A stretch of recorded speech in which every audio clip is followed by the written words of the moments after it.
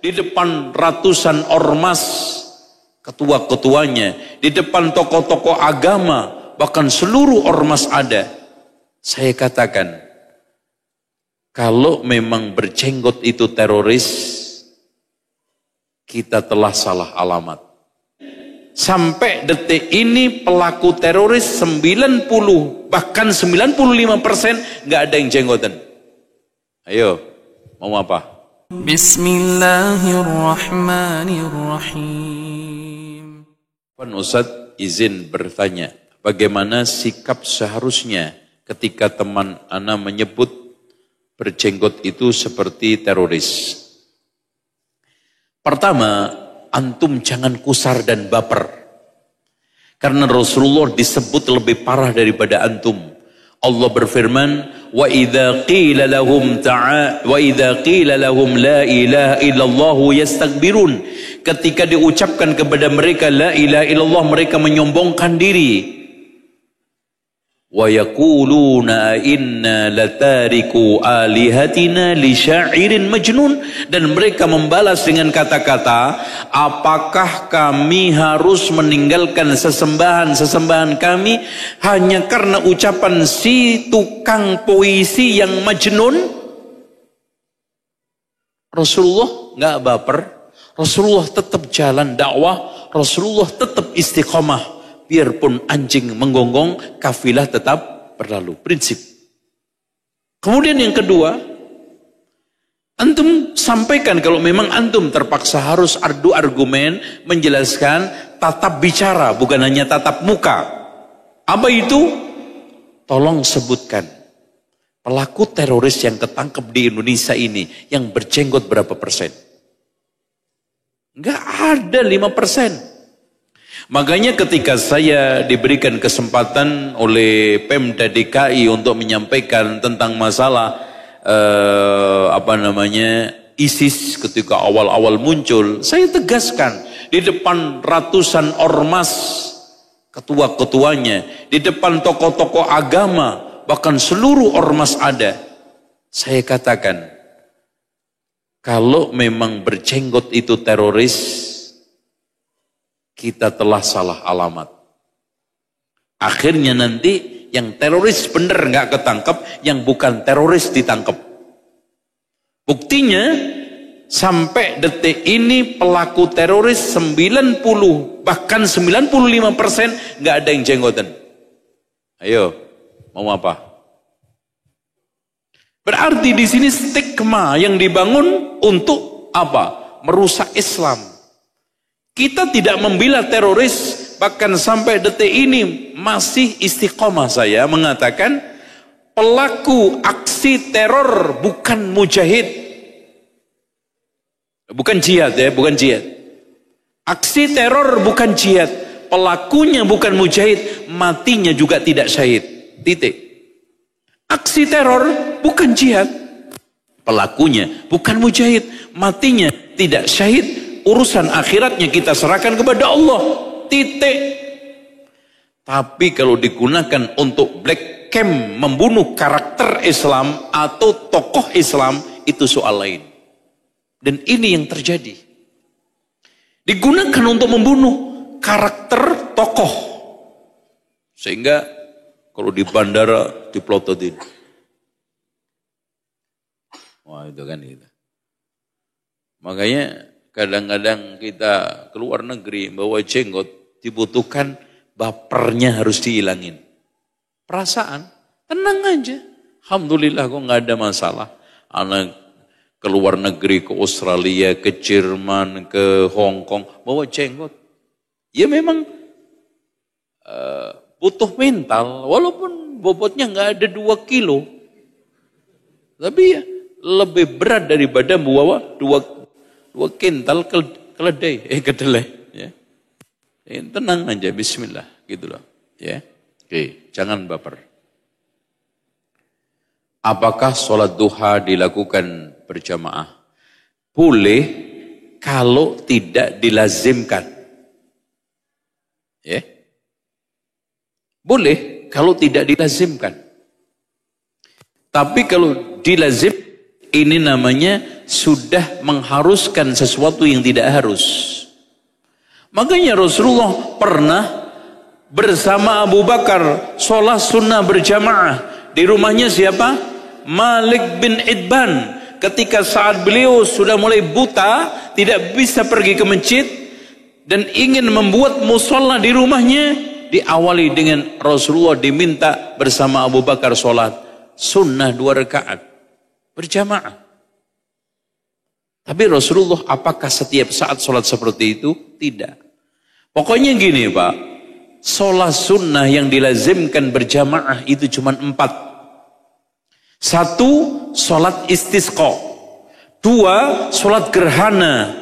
3, sholat idul fitri, idul adha. 4, sholat tarawih. Selain itu kalau dilazimkan, maka kita melazimkan sesuatu yang tidak lazim, maka akan terjatuh ke dalam bid'ah. Karena Imam Asy-Syafi'i mengatakan, man istahsana faqad syar'a. Barang siapa yang menganggap baik sesuatu yang tidak baik menurut dalil Al-Quran dan Sunnah, maka dia telah membuat syariat. Oke. Ustaz, bagaimana makna hadis tentang Islam akan kembali asing? Hadirin sekalian, maknanya dijelaskan di dalam hadis Rasulullah. Saya nggak usah menjelaskan. Enaknya sunnah dijelaskan dengan sunnah lebih akurat. Mengatakan, latunqadanna ural islami urwatan urwatan. Tali Islam akan terlepas seutas demi seutas. Kullaman taqadat urwatun tashabbathan nasu billati taliha. Ketika lepas satu, orang berikutnya. Wa awwaluha naqdan al-hukmu. Sistem hukum dan pemerintahan Islam. Sampai sekarang tidak ada satu negara pun yang menerapkan hukum Islam. Wa akhiruha as-shalah, yang paling akhir salat.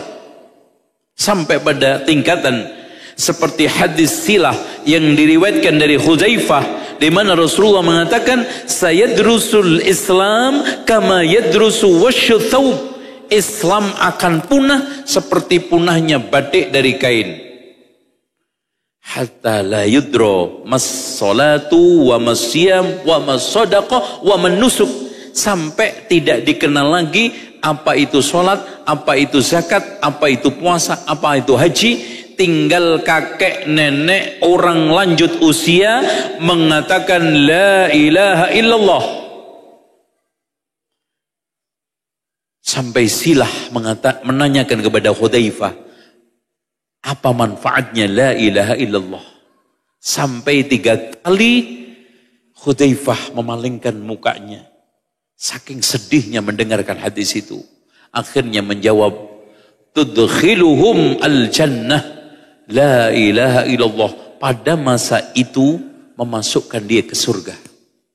Karena sudah tidak dikenal sama sekali syariat. Apalagi Al-Quran Sunnah sudah diangkat oleh Allah dari mushaf. Sehingga orang tidak kenal syariat. Makanya Pak, lambat laun sampai pada tingkatan terakhir apa? La taqumus sa'atu hatta la yuqala Allah Allah.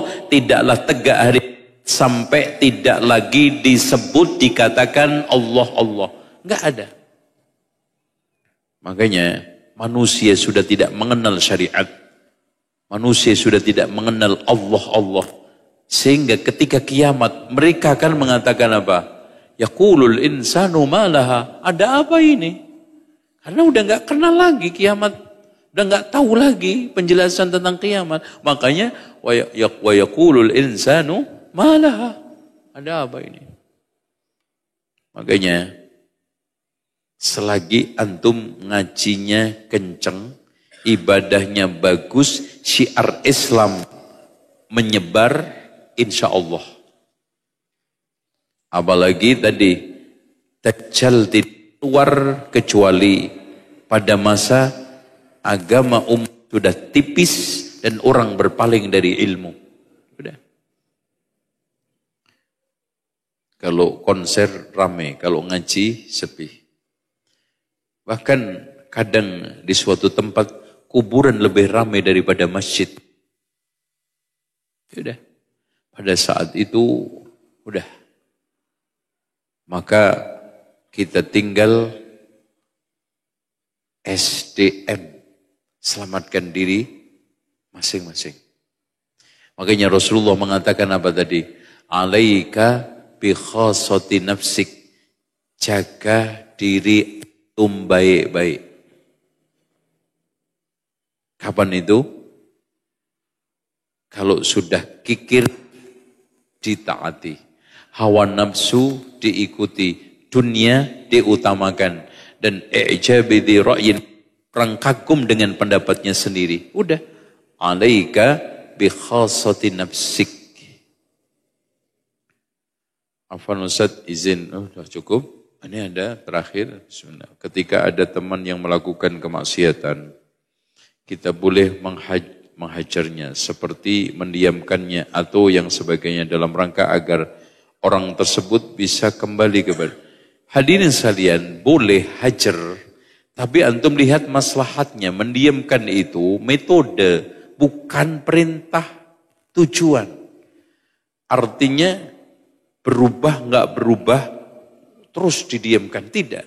Bahkan hajar itu wasiat. Hajar itu syarat. Tujuannya apa? Kesadaran, hidayah. Makanya tidak disyariatkan hajar kalau makin parah keadaannya. Antum sapa.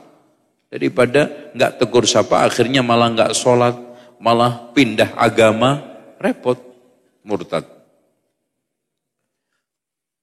Assalamualaikum Ustaz. Apa nih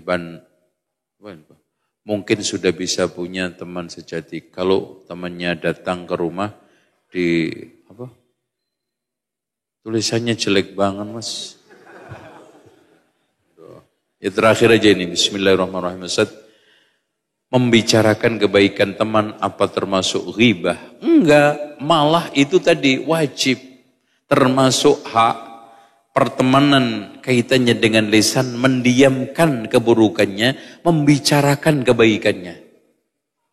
Memujinya di kejauhan itu lebih baik daripada antum memuji di depannya. Itu namanya menjilat. Itu namanya memuji-muji dan jelek. Bahkan dianjurkan oleh Rasulullah melempar mukanya dengan apa? Dengan tanah.